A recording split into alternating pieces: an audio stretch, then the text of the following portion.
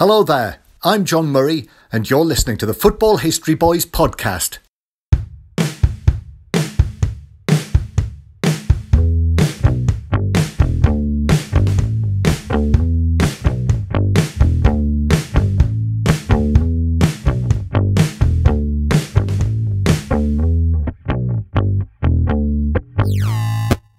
Hello there and welcome to another episode of the Football History Boys podcast with me, Ben Jones, and as always, my good friend Gareth Thomas. Thank you very much. Thank you very much to BBC Radio 5 live commentator John Murray for his introduction to the show. Friend of the show. Friend of the show now. Thank you very much, John. And yeah, just first of all, how's your week been, G?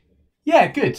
Good. Obviously, we're into the last week of term, aren't we? Are you excited for the summer holidays, Ben? I can't wait. I can imagine. You've had a viral tweet this week as well. You may have seen it, listeners, on our Twitter page at TFHBS. Yeah, on the way back from school on the train, the train conductor decided to go into an impromptu sing-song. He's quite famous for it, isn't he, in Cardiff? I've seen him on Wales Online before, actually. He's been sort of noted for it, but you managed to record him and your tweet's gone down really well, isn't it? Play a little clip for it. Okay. It's sunny Cardiff. It's sunny Cardiff, time for our station, the Costa del Cardiff, da-da-dum, our next stop. So there we are, the next Tom Jones, I think. What was he singing? I think it's We Are the Champions. We are the champions, my friend. Lovely. So welcome to sunny Cardiff, Yeah, is it? I think so. Brilliant. That's what I was gathering. Brilliant. Yeah, cool. Shall we crack on? Yes. Let's crack on. So last episode, episode 1, thank you for those who have listened and interacted with us after that. We talked about Wales Greatest. We talked about our latest series we've been writing about. Thank you to those who've written for us. We spoke about some of the Wales' greatest ever men, John Charles, Gareth Bale, people like that. We're going to finish that series off. And women as well, of course. Jess Flishlock, who is, absolutely brilliant. Let's crack on then with player number 1 for today. Our last few players. Let's talk about Aaron Ramsey, because he's had a busy week. He has had a very busy week. Yeah, joined a new club. Announced officially at Juventus. Watched his press conference yesterday, and fair play to him, give him credit where it's due. Spoke a bit of Italian as well. Spoke a couple of minutes of Italian. Said he's obviously been learning, and I guess he joined he signed for them in January, Quite didn't a he? while ago, yeah. So I guess he's been cracking on. He said he's been learning Italian, so fair play to him. He's done better than Bale already, because I think Bale doesn't know any Spanish. But Just Hala Madrid. Hala Madrid. Yeah. Yeah, lovely. So Ramsey, what was your thoughts on Premier League great, arguably? Aaron Ramsey, FA Cup great, certainly. I'm a big fan of Aaron Ramsey, even though he's not, Liverpool, and he actually's got quite a good record in scoring against Liverpool. I'm a big fan of him. I think he's done excellent for us. Even with all the injuries he's had and the really bad leg break he had against Stoke, I think consistently performs for Arsenal. He scores a lot of goals, sets a lot of goals up, and he does it for Wales as well. And that's why, I personally think he should be the Welsh captain at the moment. I think he's brilliant. I mean, obviously, I said on episode 1, I'm a Cardiff City season ticket holder. So I saw Ramsey come through. I think he played about 16 games for us initially before he moved to Arsenal. Moved for £5 million. To Chase Town he played against? Yeah, and he was featured in the FA Cup song the year we got to the FA Cup final. There's a little mention to Rambo on there. And he moved to Arsenal. And actually, since then, I think there was always that little battle, wasn't there, between him and Jack Wilshere. Everyone in England was saying Jack Wilshere was better. Everyone in Wales was saying Aaron Ramsey's better. I think we're pretty... But now one plays for Juventus, one plays for West Ham. Yes. So I think that's cleared that on it. I think that has cleared that up. But obviously, he's had a ridiculous record, hasn't he? Because he's scored in a number of FA Cup finals. Has won a load of trophies for Arsenal. And obviously now has moved to Juventus. So for him, what a sensational opportunity that is. Scored that big goal against Hull, wasn't it? In extra time. Yeah. That ended their trophy drought. I think Piers Morgan hammers him, doesn't he, regularly, but he is underappreciated for me at Arsenal. Piers Morgan's... I can't say what I think about Piers Morgan without getting told off. He's overrated. He's overrated. So I think we should consider Ramsey one of the greatest, and we've talked about in podcast 1 about Euro 2016, but what would have happened had Ramsey not picked up that suspension and missed the semi-final? Heartbreaking. Him and Ben Davies, wasn't it? Yeah. I think they probably would have won, really. I think we would have. Well, certainly would have pushed them further than we did and lost 2-0 at the end. Portugal But I think had just drawn all their games, didn't they? Before that, so. I think that was their first win, wasn't it, in normal time? I think it was. Ridiculous. Only win normal time. Yeah. So Ramsey, we'll see where he goes. I mean, finish his career strongly with Juventus, winning a load more Serie A titles and maybe even a Champions League. They're looking very strong this year. Who knows? Actually, we can start considering him as one of Wales' greatest. So he's filling in the historical boots of John Charles and Ian Rush, two Welsh legends. Yeah, of course. And there was last week. Pictures of him in the Juventus Museum with all the stuff with John Charles and everything there. So yeah, fair play to him. Nice to see him. Getting involved in the heritage. Cool. Right, next one. Ryan Giggs, the current Welsh manager. Go from someone very popular to someone who perhaps divides opinion amongst Welsh fans. I'd say definitely divides opinion. Yes. So it's written for us by Reese. Crabtree wrote us a piece for the blog. It was a really good piece again. I mean, he definitely divides opinions, mainly because of how many appearances he has for Wales in 64 appearances, 12 goals. Which is not bad, but what we look at, and we've got a stat here, he missed 18 consecutive friendly matches. I don't know, was that because of him or was that because of... Whether it's him or Ferguson, obviously he often gets compared to Bale. Bale is someone who will turn up no matter what and probably under immense pressure from Real Madrid to not always go to some of those games. Whether that's Giggs or not, I can see why it divides Welsh people's opinions, certainly on him. I think most of the comparison is mainly due to the fact they're both left-footed midfield players. Yeah. But, yeah, I mean, to have had as many appearances as he did for Man United and for only to have had 64 for Wales is quite disappointing, really. But when he did play, whenever I saw him play at the stadium, he was pretty excellent. I think... Yeah. In terms of an actual player, he has to be definitely one of the top. Oh, in terms of the Premier League, we're talking about the greatest Premier League. You could absolutely make an argument for him the greatest ever, and certainly, that class of '92, absolutely phenomenal. I mean, it's ridiculous, really. When Cardiff were up the first time, 2015, he was playing against us. He was probably 40 then, and was still going. It's his madness, his career. I think it is harmed by his lack of appearances for Wales often. But, we'll see where he goes with the Welsh national team manager. I think give him a shot. We've done okay under him, haven't we, as Wales manager so far. Started strongly, but I think, it's tailed off lately. 6 now. Yeah. And then it's it's been a couple of good wins. Slovakia, pretty decent, but the last 2 fixtures mean I think he's a defeat away from serious pressure. It's difficult because if they're just going to stick with a Welsh manager, I don't know necessarily who's going to get that call. Maybe people are saying Tony Pulis, but I don't know if that's the right thing for the job. Bellamy was very heavily linked, and as a Cardiff boy and someone I really like, Craig Bellamy, I would have backed that back at the time, but we'll see. He's had his bullying allegations, hasn't he? Yeah, that's probably hindered him a little bit. But he's at Anderlecht now, isn't he? So yeah, with Vincent Kompany, isn't he? Yeah. So and also Giggs, of course, he had his personal life was a bit in the papers, and it hasn't helped his image at all. Yeah, and we don't want to hammer him on here, but I think he does get away with that a little bit because of his Premier League reputation compared to someone like John Terry, who is roundly hammered. Yeah, I think Giggs often gets off the hook a little bit.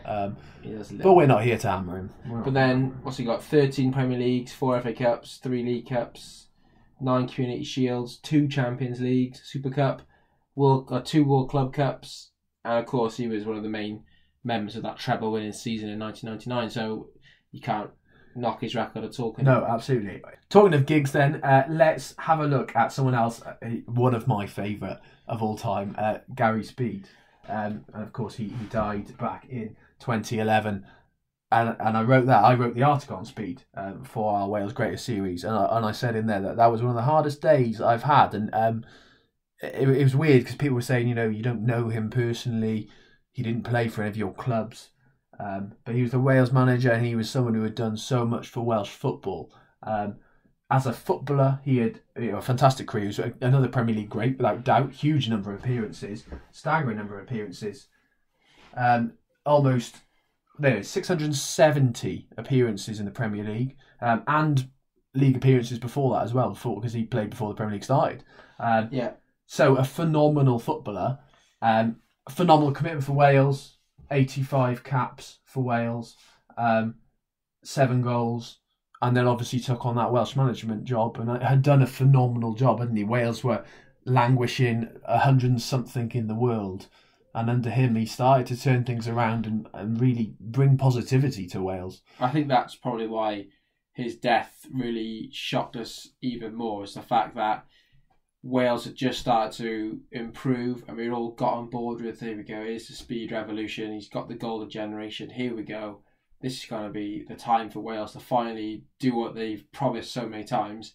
And then his tragic passing really shocked us. And I remember we were both in uni, weren't we, at the time? Yeah. I remember waking up in the morning and just being like, "Oh my gosh, I can't believe this." Yeah. This I remember getting the notification having to sit down. I just could not process that Speed wasn't about anymore. I think the reaction to his death, no one had a bad word to say about him. I remember Bryn Law on TV getting upset about it, getting emotional on Sky Sports. Robbie Savage getting emotional about it. Craig Bellamy in the game in memory of him against Costa Rica. I went to that game. That was incredibly emotional, with a big sort of Speed written in the fans, holding up cards. Yeah. Oh, what an emotional game that was. And I feel for where he could have been, but ultimately it's just terrible to see human tragedies and the fact that Gary Speed no longer with us. In terms of Wales' greatest, though, I think absolutely considered his commitment. And here we go, when compared to Giggs, perhaps his commitment is 85 caps. He never missed a game really for Wales. He was the captain of Wales. He was captain when they were in that 2002-3 team with Bellamy, Hartson, Simon Davis, Delaney, Paul Jones in goal. The one that came within a Russian goal of qualifying for the Euros, and that's probably, until recently, easily the best team we'd ever seen. Sensational. Welsh, That was a huge missed opportunity, wasn't it? That side deserved a shot at a major tournament. But yeah, fantastic player, Gary Speed. Definitely deserves to be one of the greatest. So let's move on to, we've done a lot of strikers, done a lot of midfielders. Now we're going to go right back to the goals and the goalkeeper. And there's only one goalkeeper that we could really discuss in terms of Wales' greatest. And it's, of course, Neville Southall, who has been a nice friend to the Football History Boys. Yes, he is, isn't he? Yeah, he often gives us a retweet, often gives us a tweet. Good bloke. All-round good bloke. So what do we know about Neville Southall, Gareth? Well, we've asked for people's opinions, and anyone who's an Everton fan and has given us sensational reviews about Neville Southall, that's really where he sort of made his name, I guess, wasn't it? Everton, people absolutely adored Neville Southall. A fantastic keeper, probably the best keeper in the world. During the 80s, people certainly say that. People argue that he was the best keeper in the world. Yeah. Sensational in the league for them. They dominated sort of British football at that time. They were unlucky with English clubs banned from Europe that they didn't get their shot. Yeah, the Merseyside dominance, wasn't it? Liverpool and Everton. You saw almost take it in turns who won the league for a while. Everton 85, Liverpool 86, Everton 87, Liverpool 88, and so on.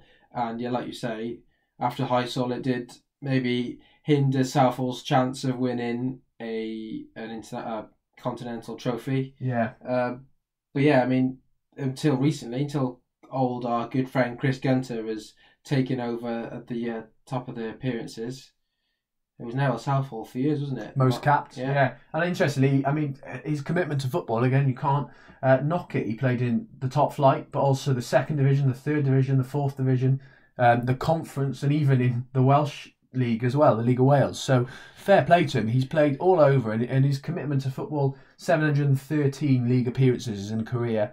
Very impressive. And again, a huge Wales, 92 caps for Wales. So phenomenal, really.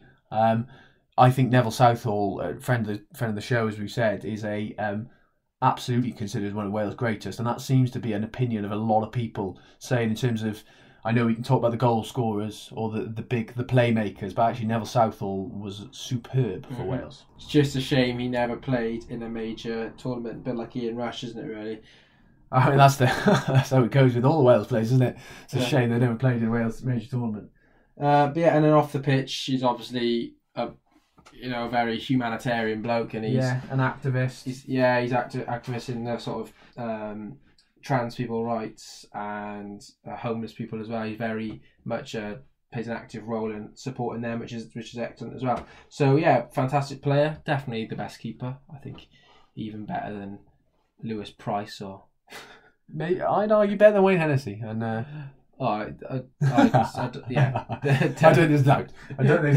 Okay, let's finish off our series on the Wales greatest. We'll go right back in time. We've been sort of modern recently with some of these. Let's take it all the way back to the start of the 20th century and Billy Meredith. So he's probably the first major superstar of football, I'd say. So playing in sort of the beginning of the 20th century for Manchester teams. He was at Northwich Victoria first. Follow us on Twitter. They now follow us on Twitter. You can too, at TFHBS. Well done, just hit that one in there, well done. But Billy Meredith, so he started at Northwich Victoria. He's from North Wales and Chirk, so he's from by the border.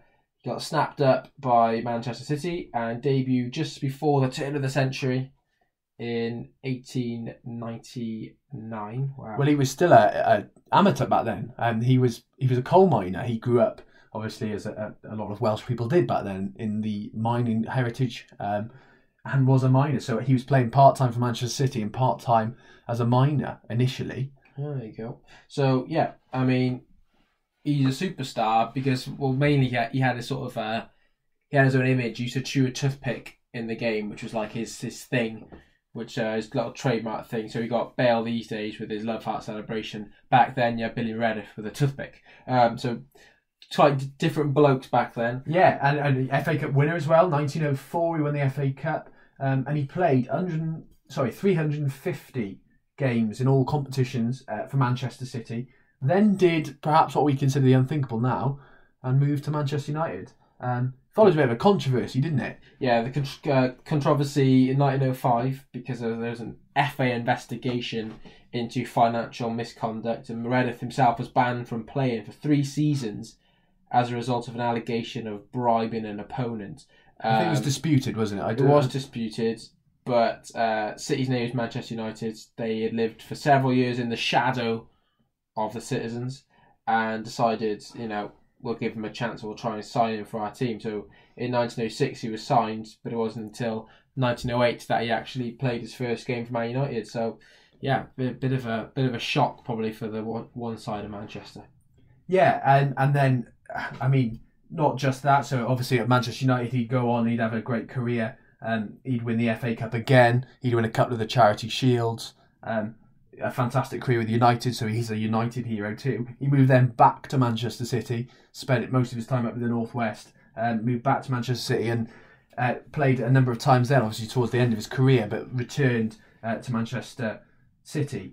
In terms of Wales, 48 caps, that's not a bad record back then, is it? Back then, yeah. I mean, I think the home internationals were started by then, didn't they? But yeah. That's probably all they could play. But it's very consistent. I think, he must have featured in pretty much everything. No World Cup, no European Championships back then, so that's literally, 11 goals for his country. But I think his legacy actually is greater than football in this way. And we talk about his Wales greatest, absolutely. But his legacy, he was one of the founding members of the PFA, wasn't he?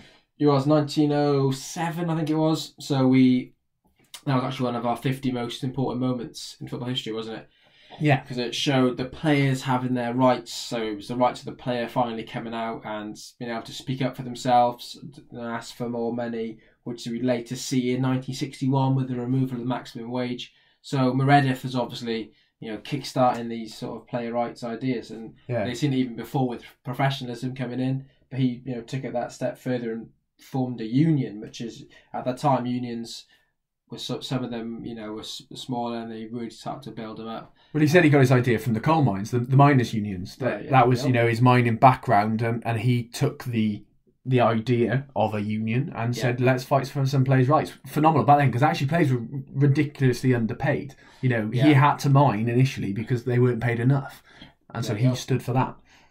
What I did like was when we were in Manchester for the Football Blogging Awards this year, at the City of Manchester Stadium, which is where it was held, on the plates that they served our pie and mash, it had names of Man City greats, and I was expecting just to see Sergio Aguero and so on like that. But it did have Billy Meredith in big letters on the plate. Yeah. So it's nice that Man City, a team that's so steeped in modern history, recognises its former glory as well, and players that have shaped, the initial moulding of the club. So that was really nice to see. So it shows they've got a bigger history than people think as well, Man City. They got much bigger history. Yeah, absolutely. And we've written about that Crest Dissected as well. You can look that up on our site. Yes, well done. Good stuff. So there's only one question to ask then, G. What is the question?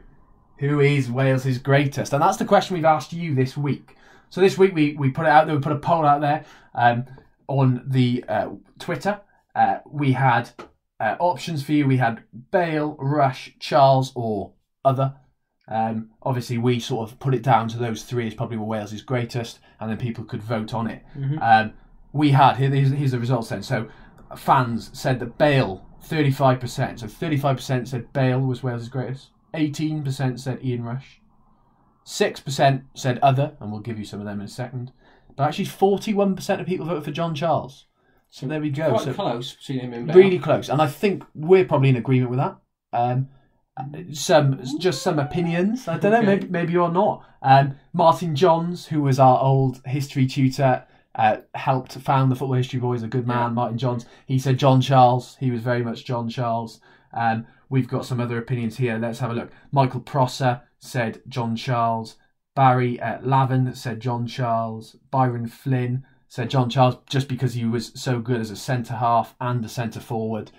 In the team of the century, he was considered for both positions. I saw that the other day, yeah. Ridiculous, really. Who else could be voted as a centre-half and a centre-forward? So Byron Flynn, good point there about John Charles. We had a few for Giggs as well.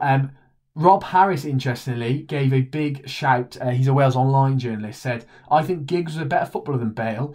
Not in a Wales shirt, but in terms of his actual all-around general football. Okay. And that caused a bit of debate. There's a few back and forths saying they disagreed. Someone said Gary Speed's much greater than Ryan Giggs. Jason Rees said that. Yeah, probably a fair point in terms of Wales. We're talking about Wales. And then obviously there were a lot of Bale opinions too. Coleman Had a Dream, great on Twitter. Big Welsh people on Twitter said Bale. Matthew Jones said Bale. We also had Rob Harris himself. He said Bale. And Real Madrid Stan, who I think is a Real Madrid fan, also said Bale. So the one who has Bale in his picture? Yes, I think he's a big Gareth Bale fan. That's more what he is, isn't it? Right, okay. I think we should do a 3-2-1 countdown. Okay. And then we're going to say who we think is Wales' greatest at the same time. Okay. Okay? Go on. Do you want to count down? Okay. 3, 2, 1. Charles.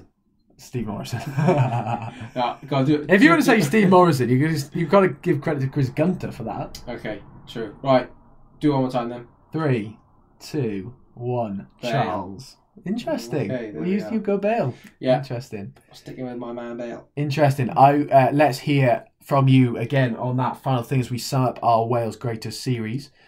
We'll take a little break and then we'll come back with a quiz. Cup of tea. Cup of tea and a quiz.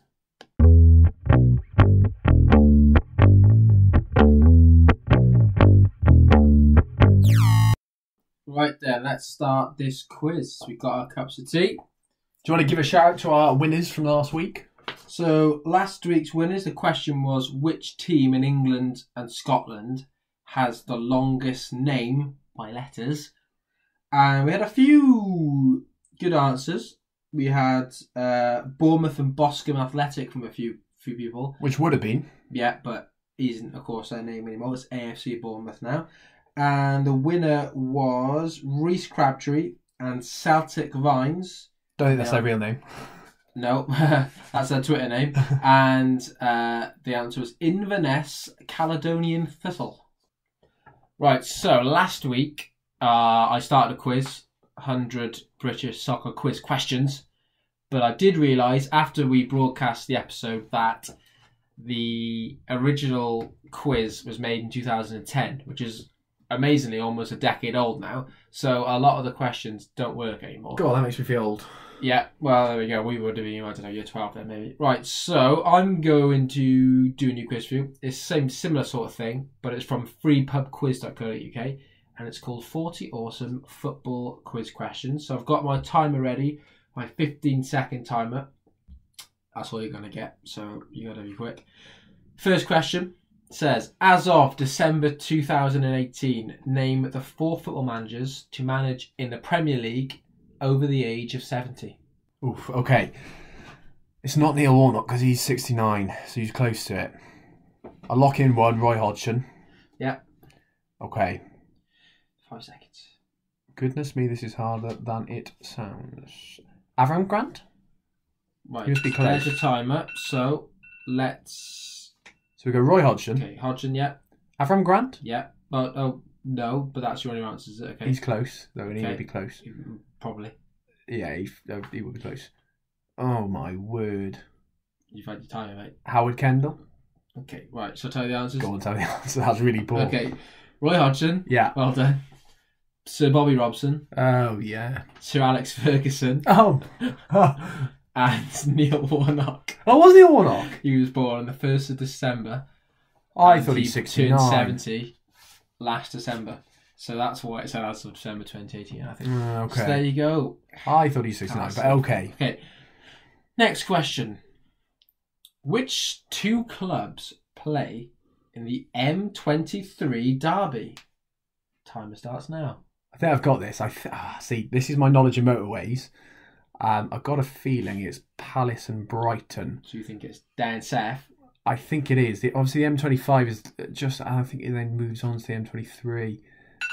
Okay, this isn't a road. It's not Top Gear. So what is the answer? I'm going to go with Crystal Palace and Brighton Hove Albion.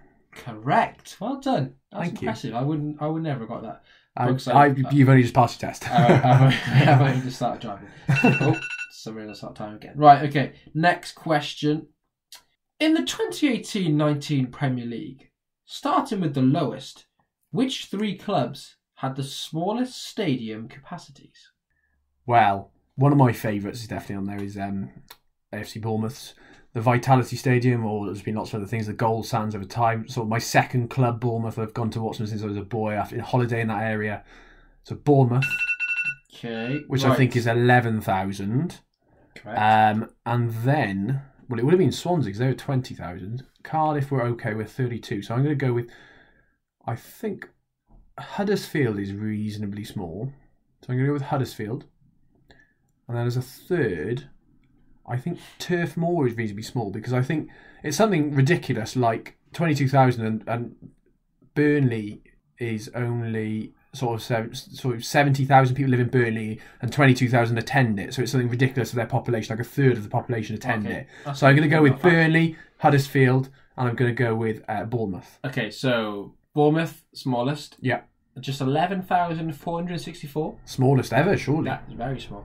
Next is Burnley, so Turf Moor, well done. 21,401. If it's not, I was going to guess the second one would be maybe Watford, 24,000, something like that. And finally, it's Watford. Yes, Vicarage Road, 23,700. I was surprised by that. I was surprised. I went this year though for Cardiff City away, and I was surprised by how small it was. Lovely stadium, but small. Okie dokie do. Right, which British team defeated Barcelona both home and away in a 1966-67 European Cup competition and also reached the semi-finals of the 1984 European Cup?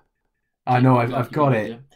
That question could have been shortened to which Scottish team made the 1984 European Cup. Yes. I think it's Celtic. You think it's Celtic? I think it's Celtic. Okay, well, that's not the right answer. Oh no! It's Rangers. It's Dundee United. It's Dundee. Dundee United. There you go. Oh, because Celtic won it, of course, didn't they? The Lisbon Lions. That's poor. This is going to be. I like this question. Is this the final question? If it was Naranjito in 1982 and Juanito in 1970, what was it in 1966? Time starts now. Read it again as I think. Okay. If it was Naranjito in 1982 and Juanito in 1970, what was it in 1976? You got any ideas?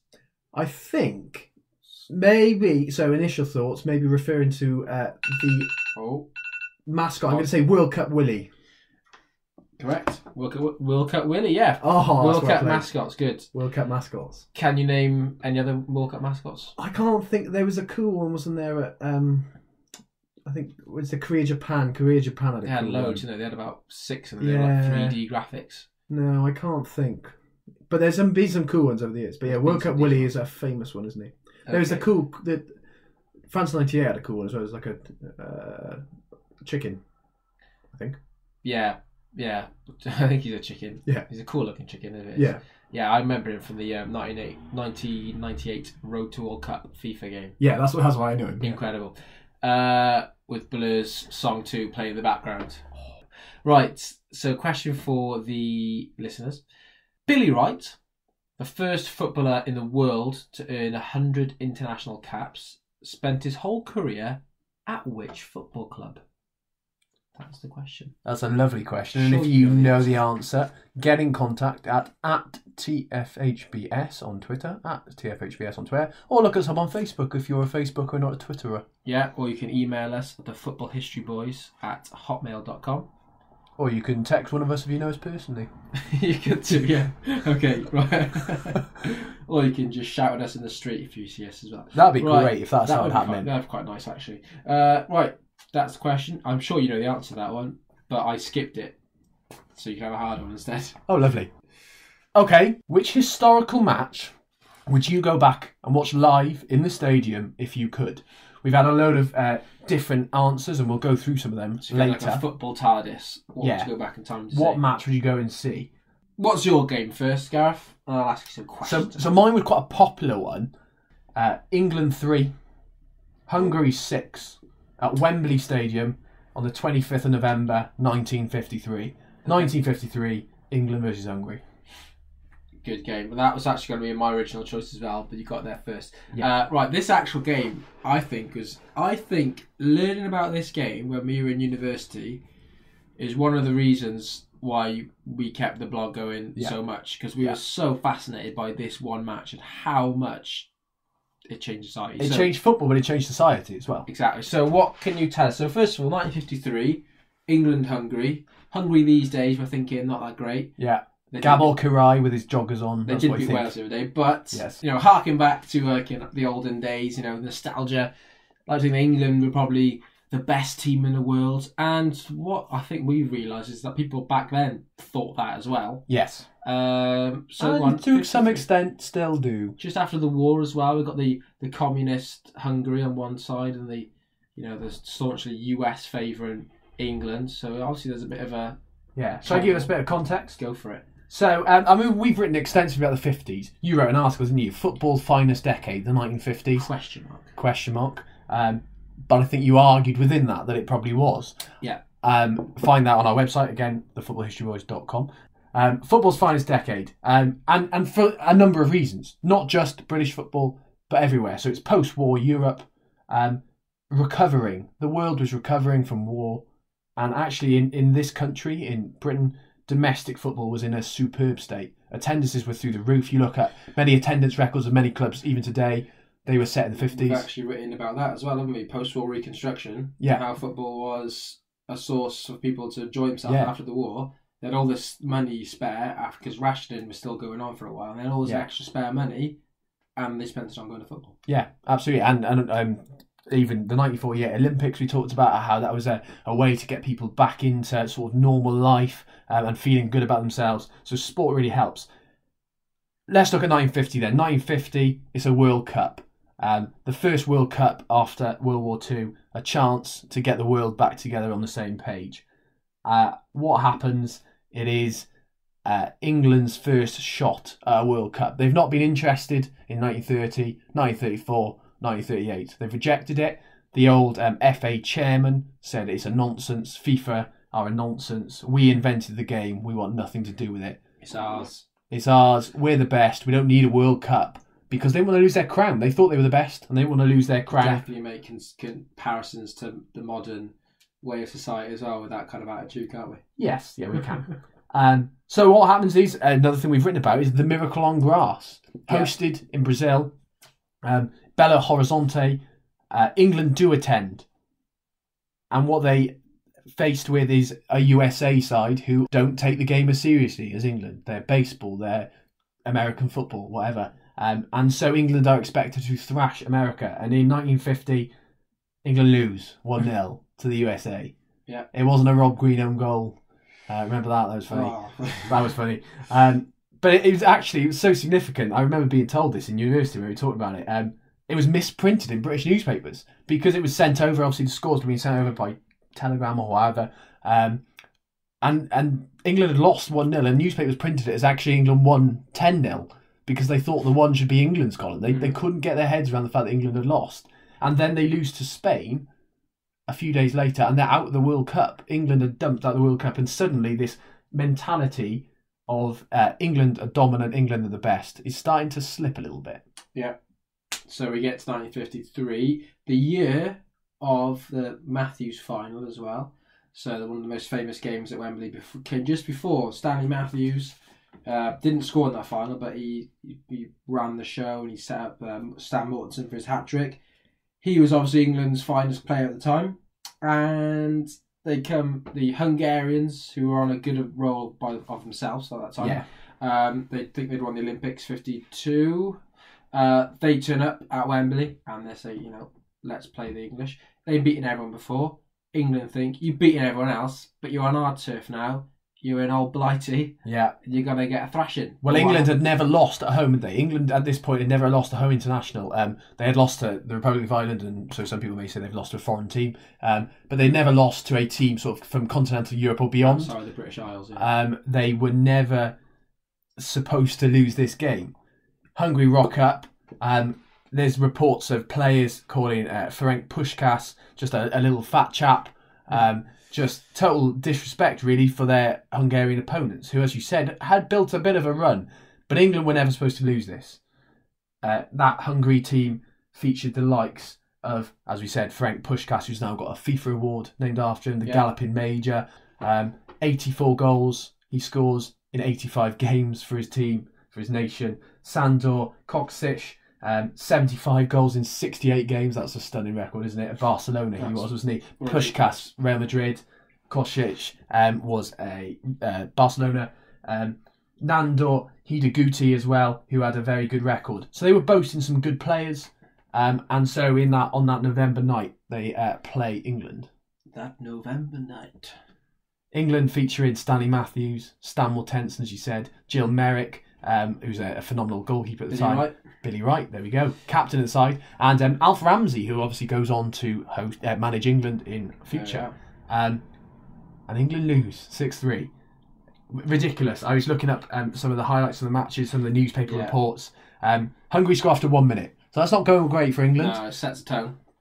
Nandor Hidegkuti scores after 1 minute. England level, and then Hungary take control. So by half time, we're looking at it's 4-2 to England. 4-2 to Hungary. Yeah. By the 53rd minute, so just 8 minutes after half time, it's 6-2.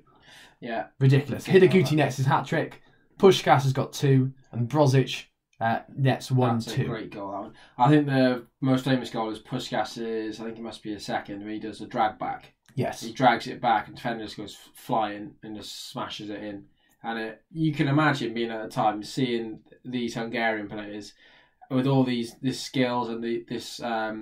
Well, they had proper football boots, didn't they, as well? I remember, boots. They had proper football boots, which England laughed at, the players laughed at, and yet, obviously, they were just so far ahead. Their formation, tactically, England were playing the traditional WM formation.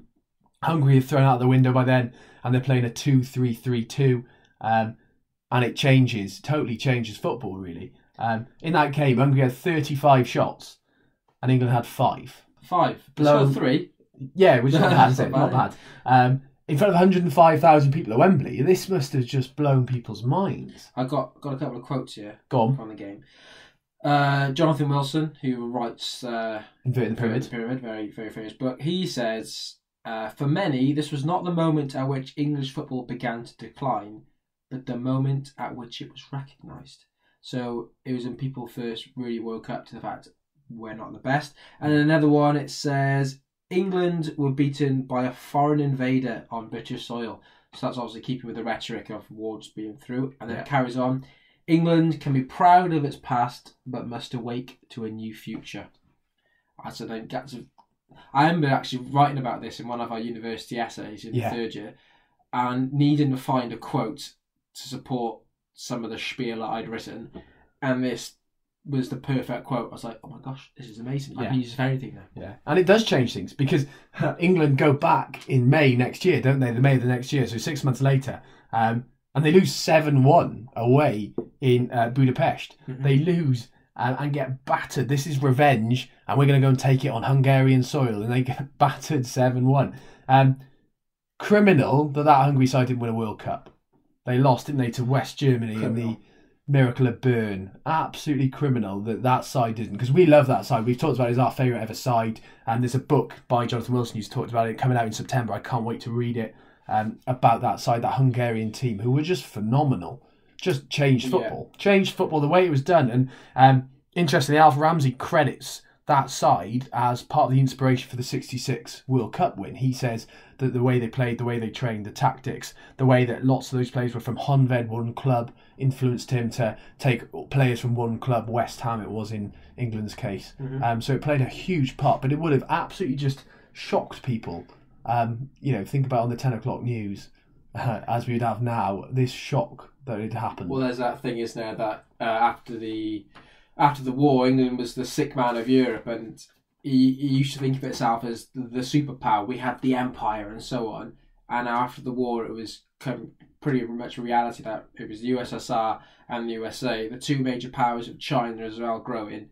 And Britain trying to say, we're still here. But we weren't. And sport really did mirror what was going on a wider scale. So England losing to Hungary just showed that Britain, or England, wasn't the most powerful. But that's something as well. Talking about, I keep saying Britain there instead of England. Yeah. And you got something about that, haven't you? Yeah, so we were chatting about this because we're bringing some fan opinions then. Obviously, lots of the Welsh fans that we have, and we've got lots because we're from Wales, want to see that game. I had a couple of replies saying I'd love to be there just to see the look on England's faces. We're having a conversation with Martin Johns, actually, who's our old lecturer we mentioned earlier in the podcast. He said, actually, realistically, everyone would have been supporting England because it would have been this thing of, again, the foreign invader. Who are they? And we need to back the English side. And so everyone in Wales and even in Scotland would have been supporting England in that game. Even in 66, there's reports that everyone in Wales were supporting the home nations. Oh, now that wouldn't happen anymore. And it wouldn't happen for me. I didn't want England to win the World Cup. I didn't. And I'm glad they didn't. But back then, actually, it would have just sent shockwaves across Britain. That actually we are not as great as we think we are. The home nations aren't as great as we think we are. We've been beaten by some blokes, some foreigners. There we go. Lovely. Okay, what's your one? Give us your match that you'd love to see. So my match is also a match at Wembley, the 1923 FA Cup final between Bolton and West Ham, otherwise known as the White Horse Final. Very famous. So this one, not so much for the match going on, but what was happening before the game. With the spectators and the spectatorship and what happened there, okay? So originally I was thinking of what match could I do? Maybe I'll do a Liverpool one, Miracle of Istanbul, but that's too cliche, too obvious. Get away. We all know about that one by now.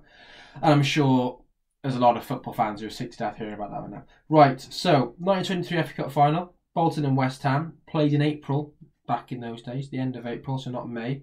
It was the first final at Wembley. So before then, they played at Crystal Palace. Way back, they played at the Kennington Oval. Yeah. They played at Stamford Bridge and so on. Okay, so this one though, Wembley Stadium, first one. You got Bolton and West Ham. West Ham, obviously local-ish London team. Bolton from up north coming down. So why it's so amazing is because 126,047 people were officially recorded as inside the stadium. That is madness, isn't it? But that's what the official reports are. What people and historians and other articles from the time generally think is that maybe up to 300,000 people turned up at the game. And I did find a piece on YouTube, and it was from I think it was from the first Wembley, final at the new Wembley, 2007. And it was a bloke who was a kid at the time who'd gone to the 1923 final. Way. And on our YouTube channel, actually, there's a little clip of him speaking. And he's saying how his dad said, do you want to just go? And he said, yeah, we just turned up and just got in. Yeah. 300,000 people turned up, and the game couldn't get started at first because there were so many people in the stadium. They were spilling out onto the pitch.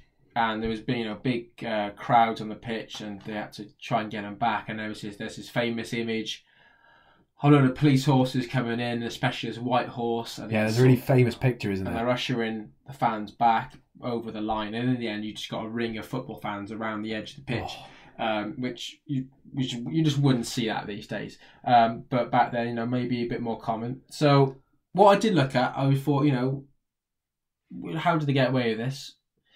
What happened? What were the repercussions? So found out that 900 people was treated for slight injuries. Not, it's only slight injuries. Only 22 were taken to hospital, and 10 were discharged straight away. So amazingly, barely anyone was no trouble injured. However, there is some speculation as to whether this is just press reports and people trying to make it out it wasn't as bad as it was. I did get a piece from Matthew Taylor's book, The Association Game, all about the final. And he talks about how people like to come up with this myth of how the white horse came in and saved the day. The king turned up at the game and everyone became well behaved. Had this sense of decorum about them. Oh, the king's here, so I all get off the pitch now. But he says that's a load of old tosh. And he says, so this narrative now has been accepted, king and horse saved the day, but sports historians have been studying and reports aren't true. They say it was probably a report of a lot of disorder and injury and a real threat to the crowd. But at the time, there was a few more of these things going on at the stadiums. So what the government and what the FA wanted to do was put out this image that, we're all well behaved, we're fine, really. We're actually, just got a bit carried away. It's that brush that football's often been tarred with, isn't it? It's the yeah. Rugby was for the classy people, football was the dodgy one. So he says, the conduct of the Wembley crowd seemed to embody the way in which England saw themselves as people. Self-disciplined, peaceable, and essentially cooperative. So that's the lie, the myth that we've been sold. But in actual fact, which is a lot of disorder, and probably government not really caring enough about football fans, as they were predominantly working class people. They're not important enough to look after properly. So we'll just leave them up to their own devices, and this all happens. So that's what happened. And then obviously then stadiums, there was a few government changes how stadiums were, but not enough. And then that eventually leads up to things like Hillsborough. So we can't talk about that now because it's still a criminal trial going on. But it all links to that. So yeah, it's a game which has massive repercussions. It does. Who won the game? Did you say that? Bolton won the game, and interestingly, for our Welsh fans, there's 3 Welsh players who were playing in the game. We have Bill Jennings playing at half-back for Bolton. We had a forward, Dick Richards. That's a phone name. That's literally Richard Richards, isn't it? Yeah. Playing for West Ham. And that's quite Welsh, isn't it? The double name. Richard Richards. And Ted Vizard. Who, interestingly, when you said that earlier, you said there was 3 Welshmen playing. I went, was Ted Vizard one of them? He's a relation. Yeah, I've got a load of memorabilia for him. Those cigarette cards, like the old football stickers back in the day, but you get them from smoking cigarettes instead. Yeah, he's got his own card. I've got a couple of sort of signed things by him. He is a family relation on my grandmother's side. Yeah, her maiden name was Vizard. Just going to give you one little last fact. Quite a fun one.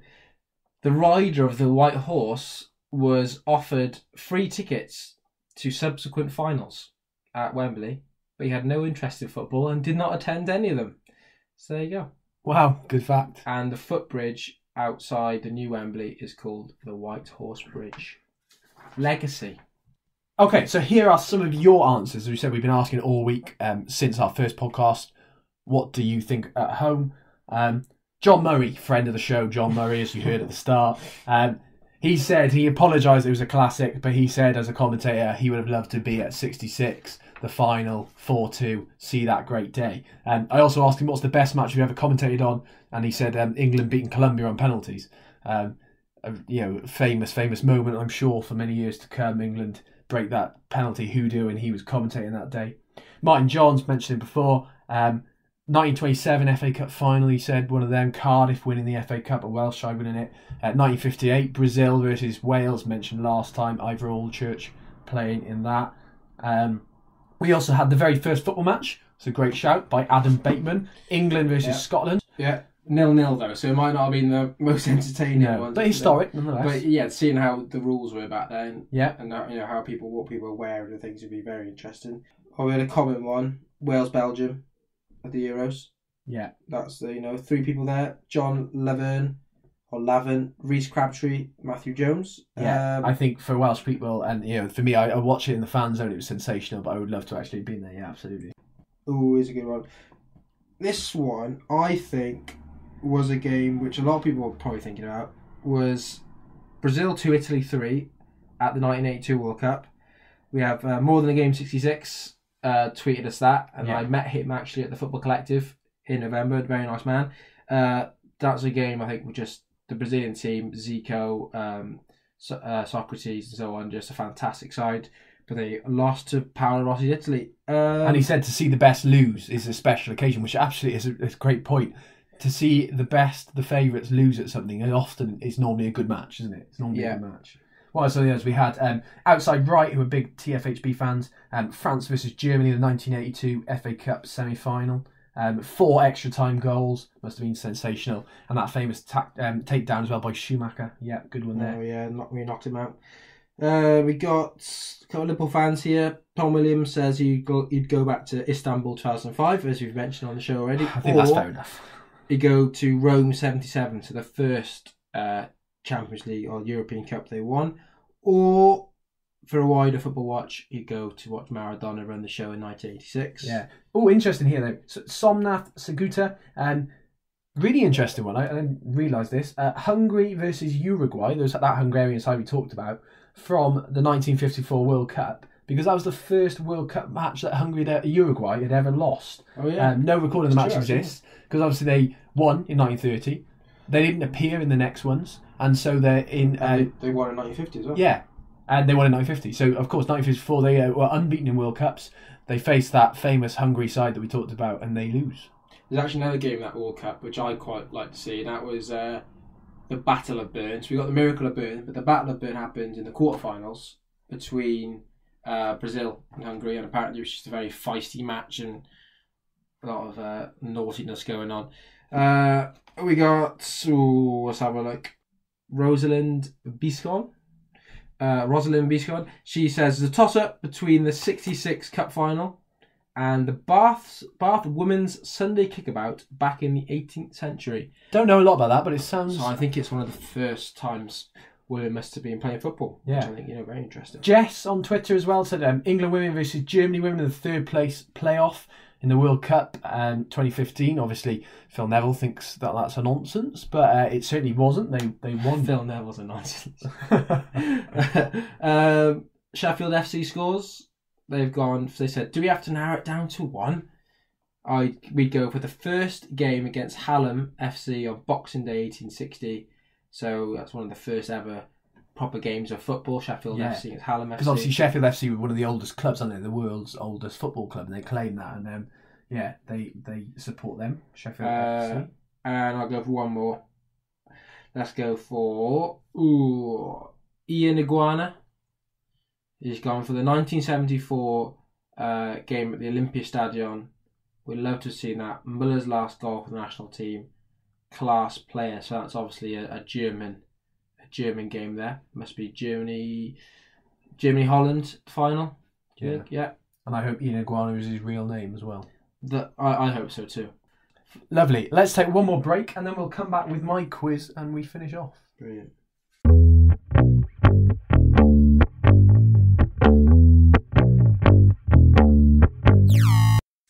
Okay, we're back.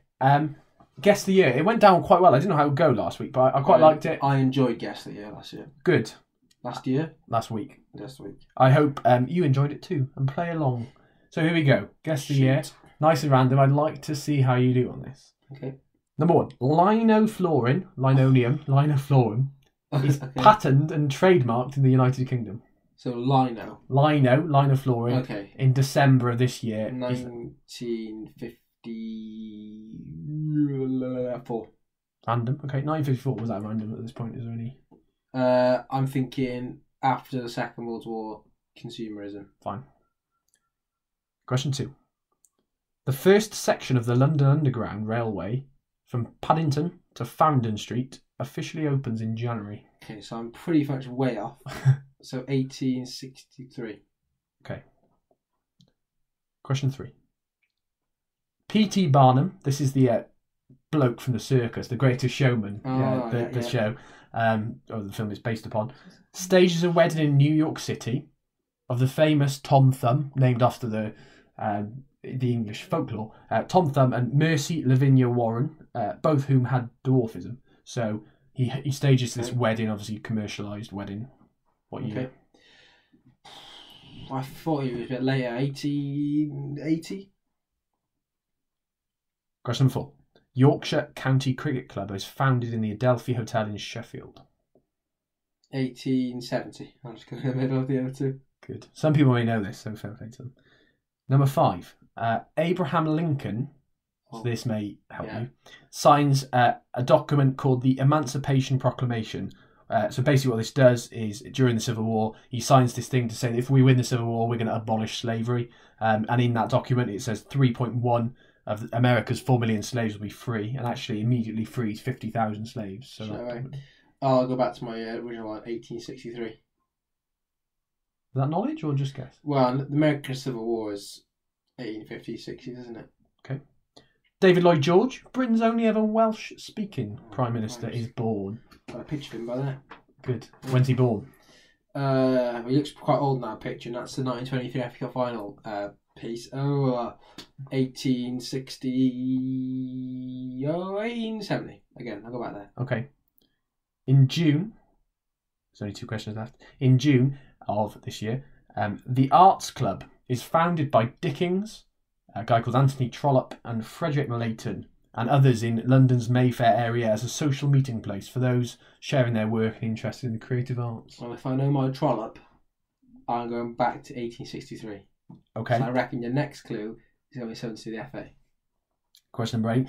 The Football Association is founded on the 26th of October. You are right, 1863. Actually, you said that question 2, so you did better than last time. Yeah. Question 2, 1863. You knew when the London Underground was founded. I did, because it's the same year. Yeah.